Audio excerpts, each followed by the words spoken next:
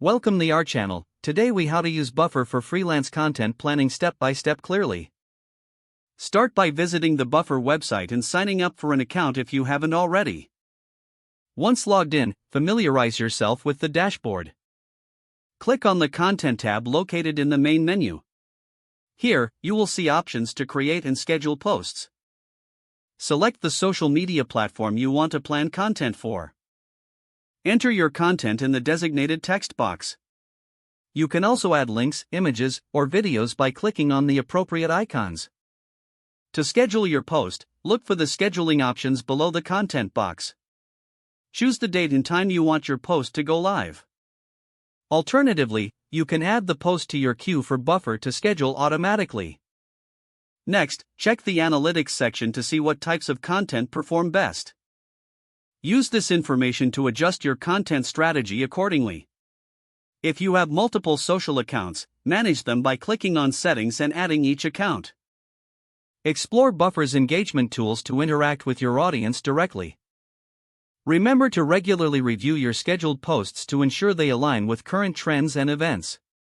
Continuously refine your approach by analyzing engagement metrics on each platform. Now you're ready to use Buffer effectively for your freelance content planning. If the page does not load, refresh the browser or try again in a private or incognito window. Make sure you are using the correct email address, then retype it carefully to avoid small typos.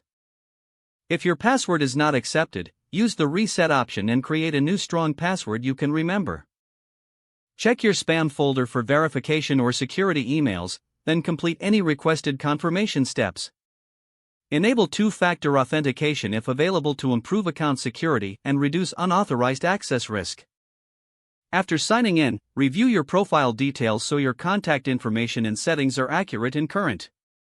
If you see an error message, note it down and try again after restarting your device and internet connection.